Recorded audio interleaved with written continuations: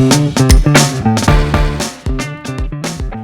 Simon, you're just fresh off the plane from Scotland, where it's all been happening of late, has it not? Yeah, it really has. It's been quite a dramatic couple of weeks. I think really we weren't expecting a leadership change in Scotland quite so soon. We did think that Humza Yousaf was going to lead the SNP into the Westminster general election later this year. We thought potentially after that, the way that the polls are looking, there might be a leadership question. Humza didn't make a wonderful impression with the voters, I think it's fair to say. I think that's a bit of an understatement. Probably an understatement. I know they all used to call him useless. But his ineptitude at some of the ways that he handled, particularly the Bute House agreement, the ending of the Bute House agreement with the Greens, was just awful. Yeah, he was master of his own downfall at the end of the day. I think he thought he was showing strength by taking matters into his own hands and deciding to end the power sharing agreement with the Greens. In fact, he was essentially exposing his own weakness, which was that he didn't have a majority without the Greens. And with the threat of a confidence vote, it was very unclear how he was going to make the numbers add up. The only way he was potentially going to be able to do it was with the support of the Alba MSP, Ash Regan. Given that Alex Salmond basically is pulling the strings there, that wasn't ever going to happen. It wasn't tenable. So, but as you were saying to me beforehand, who would have thought 2 weeks ago that there would be a change in leadership and that we would be handing over to John Swinney and Kate Forbes?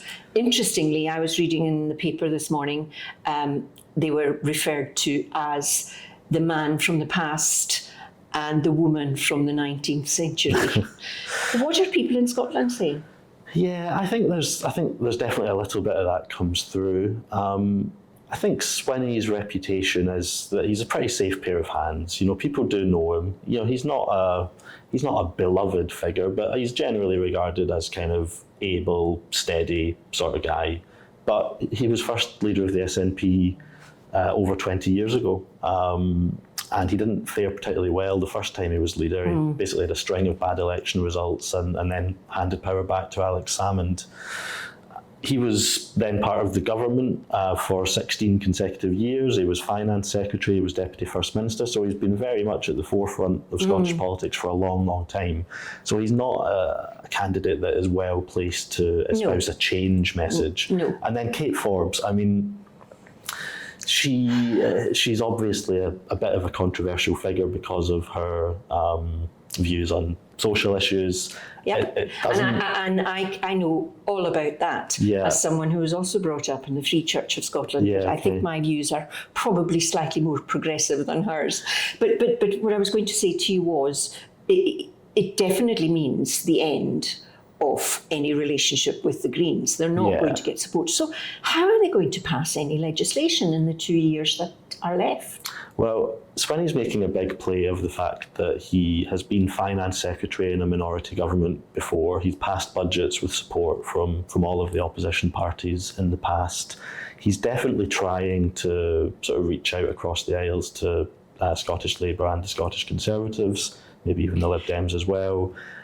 It's clear from the way that Patrick Harvey is speaking in the chamber that he is still furious about what happened to him and Lorna Slater, the other Green minister.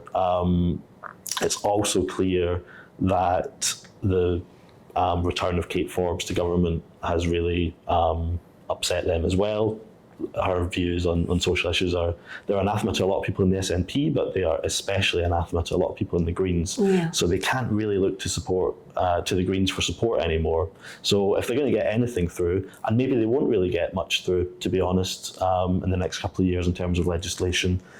But I think they're going to try to see what they can do with the other major opposition parties. The thing is that the policies that were inspired by the Greens, if you like,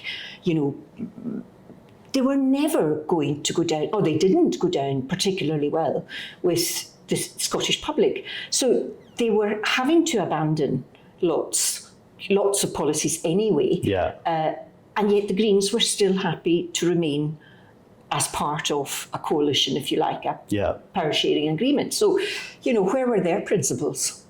Yeah, indeed. I mean, I think The Greens are certainly an acquired taste, An maybe. acquired taste, absolutely. You know, they've got some views that are obviously they're not mainstream views. Some of the views that the Greens take, and I thought it was appalling actually that despite being asked, I think 9 times on BBC News or BBC interview programmes, Patrick Harvey refused to accept the findings of the Cass report. I mean, that was just awful. But the other thing I wanted to talk to you about was the renaissance, if you like, of Scottish Labour. Yeah. I think the polls at the weekend had them 3 points ahead. Yeah, I mean, it was the first poll, I think, that had Labour ahead in both Westminster voting intention and Holyrood voting intention since before the referendum in 2014.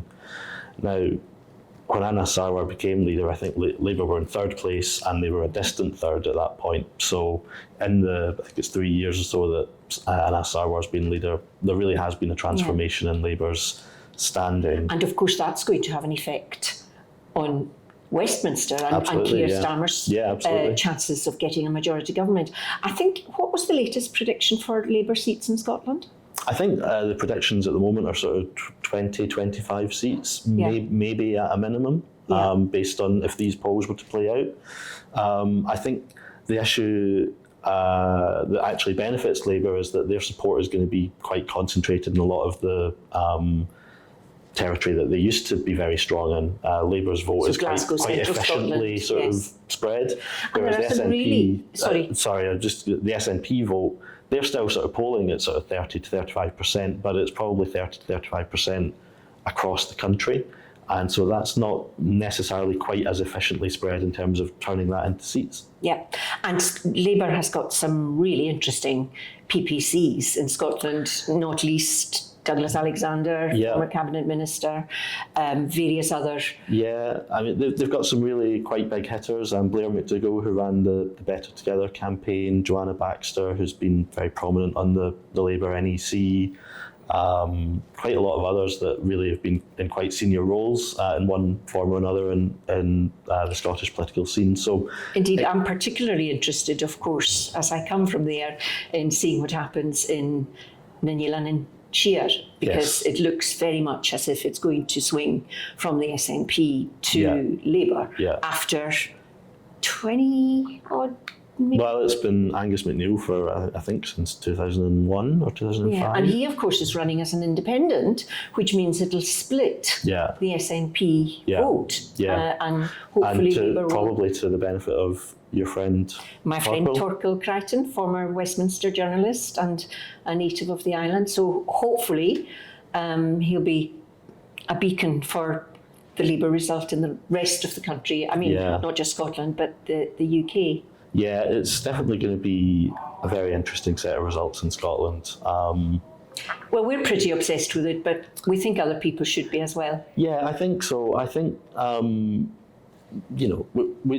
we have to be honest that the polls at the moment are looking such that Labour doesn't necessarily need Scotland as such, unless things narrow, in which case it would be really helpful to have those 20-odd seats in Scotland. But I think also for being able to project that this is a government for the whole of the UK, absolutely, having a significant Scottish Labour presence back in Westminster would be a massive boost to Keir Starmer. Holyrood being constantly at war with Westminster. Yeah, absolutely. And there's from a policy perspective as well, there's a lot that they want to do in Scotland. So, one of the flagship pledges is obviously to launch the GB Energy company and base that in Scotland. And I think there's probably going to be some sort of bidding competition amongst Scottish cities to try and be the host venue for that. So we live in interesting times. Yeah, absolutely.